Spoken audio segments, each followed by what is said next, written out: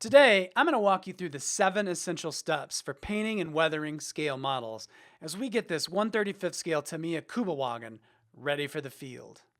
In this video, we're going to cover the basics. I think you'll find it useful if you're just getting into the hobby of scale modeling or if you've already got a foothold on it and you're looking to level up.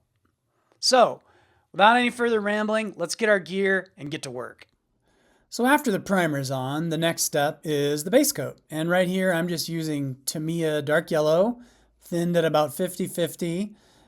Just get a good coverage on everything. I'm probably going a little bit heavier than I should on it. I typically like to do lighter coat, do a few passes of a lighter coat, but it all works just fine. And then I'm going to come back after I get the base coat on and do some highlighting with it, some post shading, just to kind of get the top of the fenders, the top of the hood, things like that, with a little bit lighter version of the base coat where it's thinned down with Tamiya buff.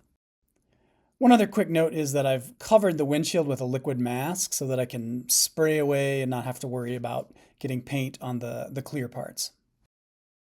Now I'm painting on the green camouflage lines here. And this is a field applied camo, so you don't have to worry about the precise crisp lines with it. You just kind of want to lower the pressure on your air compressor. I think I'm working at about 10 to 12 psi here versus like 20 to 25 psi for the base coat. That way you can kind of do a little bit more precision work with it and get in closer without having to worry too much about lots of splatter and spray or anything like that. It gives you a little bit more control over it. The color is Tamiya XF89, dark green 2. And it's thinned down at about 50-50.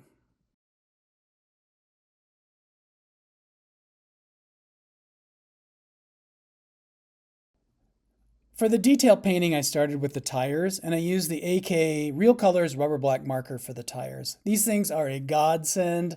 They're a huge time saver. I don't know that I'll ever paint tires or road wheels on a tank again without one of these things.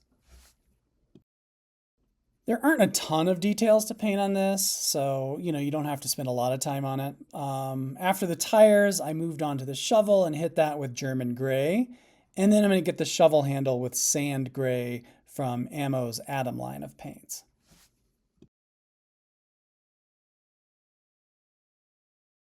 And stealing a page from the slap chop method in mini painting, I hit the highlights on the canvas top here with a white paint. And then what I'm going to do after that is come back with a glaze of field gray and cover it up. And that saves me from having to get in there hit every highlight and shadow with it. Just saves some time, makes the process move a little quicker.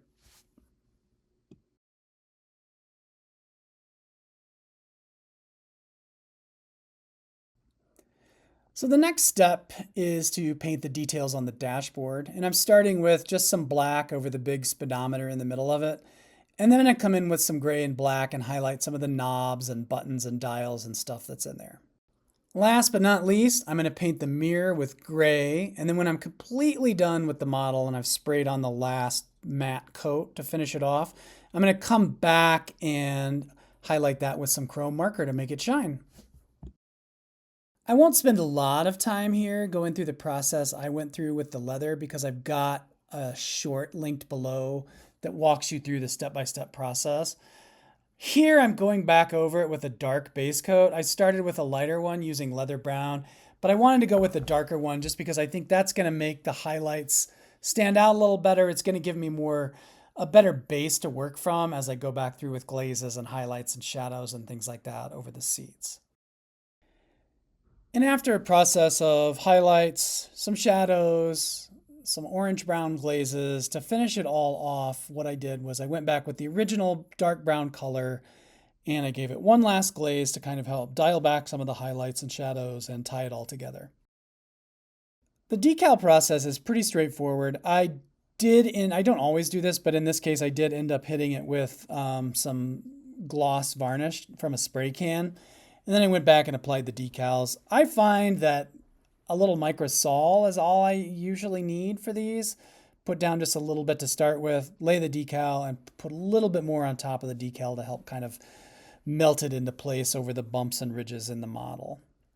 So for chipping, I used Vallejo's Hull Red, kind of a classic chipping color with German vehicles.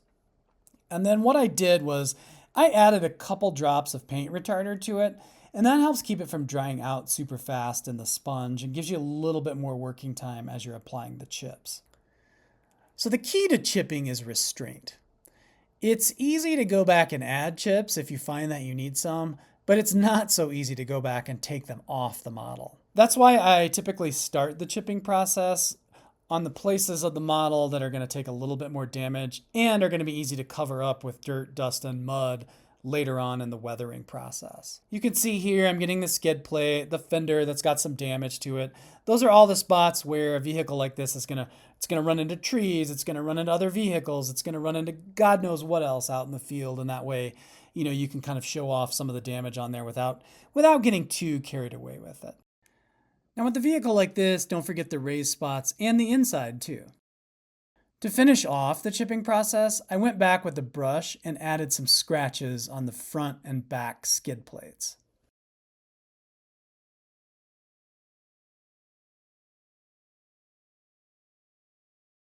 Next up is the pin wash. This is a really important step because a pin wash elevates the look of your model by highlighting details and creating artificial shadows around the raised parts, panel lines, and other small details. Now before you start putting oil or enamel washes on your model, it needs varnish. This is what helps that stuff flow around the details. Now I screwed up on this model. Normally I use a satin varnish from VMS, Mr. Color, or Tamiya, but here I just went with Tester's gloss varnish out of a spray can. Why? Because I got lazy. I didn't want to have to clean varnish out of my airbrush, and that was a big mistake on my part. You can see the results. The brown oil wash is just not flowing very well. In the end, I was able to make it work, but it took a lot more time and energy because I had to force the wash around some of the raised details where it would normally just flow, and it also made cleaning up the excess a little bit more time consuming. The lesson? Sometimes shortcuts don't work out so well.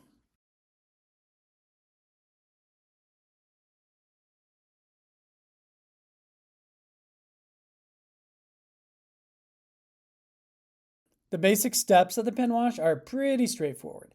After the varnish dries, usually after 24 hours, you can come back with an oil or enamel wash, whichever you prefer, dip your brush, and start laying it down around the edges and highlights and panel lines and things like that. It should flow pretty well if you've done the varnish correctly, not like me. And you won't have a ton of cleanup to do. But when you do go back to clean it up, make sure you let it dry to the touch before you get in there with your brush and start to wipe it away.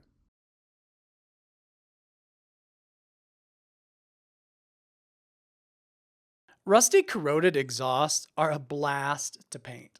Even if it's going to be mostly invisible on this little guy, I still love it. So mirroring the night shift method, I start with a gray base coat and some white chipping. I'm going to go over it with a pair of enamel washes, light rust and streaking rust from ammo. I'm going to wet blend the two of them as I apply. Now to help add some of the corroded texture to it, I like to grab some of the pigment that's caked onto the sides and the cap of these wash bottles. This stuff is rusty gold when it comes to weathering. So as I put it on, they start to end up with this rusty brown tone, and it's just transparent enough that you can still see kind of the gray base and the white spots underneath it that kind of represent the corrosion. This is a quick and easy version of it, but I really like the results.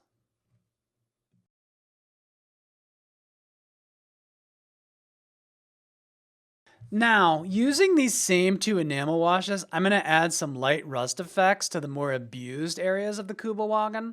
So like the dented up fenders around. Using the same two enamel washes, I'm going to add some light rust effects to the more abused areas of the Kubelwagen, like these dented up fenders around the doors where the paint job gets a little beat up from the gear and people getting in and out. So it's really important not to overdo this part. I don't want it to look all rusted out like it's been buried in the swamp. So to achieve that effect, I'm going to wipe away most of the rust wash after I put it on. And that's going to leave just a faint rusty sheen over those chipped areas of the car. Here's another spot where some patience is required. It's really important that you let the oils and enamels dry before you move on to the next stage. For instance, if I tried to apply the rust wash over the pin wash that wasn't fully dry, I'd end up erasing a good bit of the pin wash underneath it. The same goes for dirt and dust effects if you're using oils and enamels for that. All right, so the last stage of this process is the weathering. More specifically, the dirt, dust, and/or mud, depending on how you choose to make your vehicle look.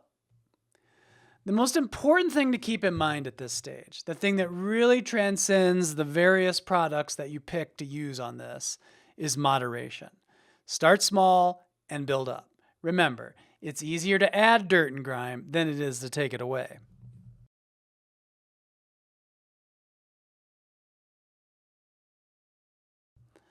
So for my little Kubelwagen here, I wanted to keep the dirt and dust fairly minimal. In fact, my goal here was just to make it look dusty with a little dry dirt on it.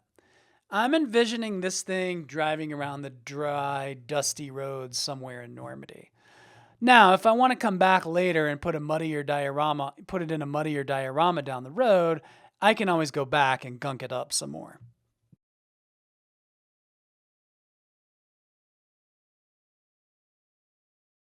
This is just a simple 3-ingredient casserole here. I'm laying down a mix of dust and medium soil, a slightly darker yellow tinged oil color, in the places where the dust would accumulate. The front and back fenders, the skid plates, around the wheel wells, along the sides, etc. I'm going to use a brush that's slightly damp with thinner to apply the oils, and I'm going to kind of blend the two colors as I lay them down. Almost immediately after laying down the oils, while that paint is still wet, I'm going to start pushing pigment into the paint to give it some more color and, more importantly, some texture. After you get the pigment in place, you want to go back and blend it just a little bit.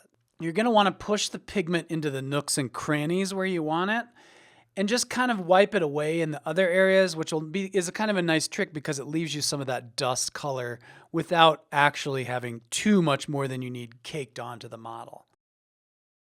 Remember, the key is just to get the pigment where you want it, where the dry dirt would build up on the car, not everywhere. For the tires, I could have used a similar process, but for the sake of expediency, I used an enamel heavy mud product from Ammo. To be specific, the dry light soil, and just go around the tire, put it in the nooks and crannies, and then I'm going to come back and kind of wipe it away from the sidewalls where I just want the sidewalls to be dusty colored, but not caked on dust. Where I want to get the caked on pigment is in the treads of the tires. And that's what's nice about this product is you can lay it on pretty thick, come back with the brush dipped in thinner or a Q-tip, and wipe the stuff away and then kind of blend it in and get your muddy, dusty looking tires.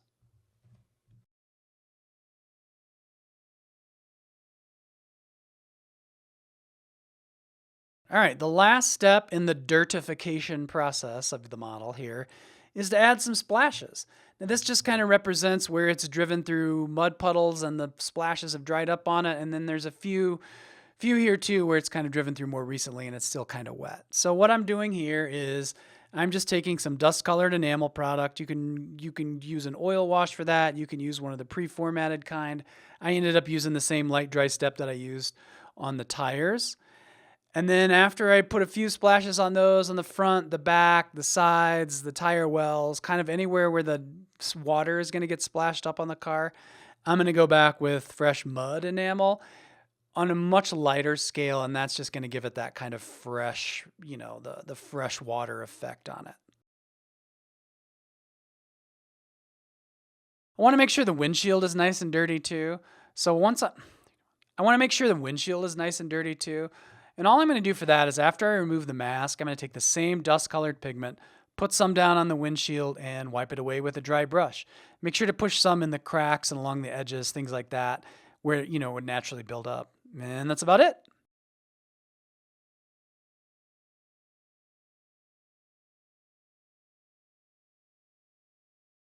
All right, so that's pretty much how to paint and weather a model. Let's review the 7 steps.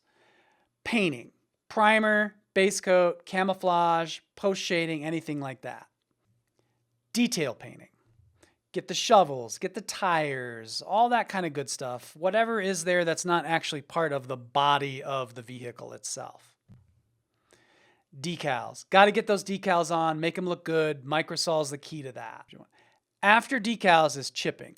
Easiest way to do that is probably just the sponge method. As you get more comfortable with the airbrush and things like that, you can start to use things like hairspray chipping, chipping fluid, things like that.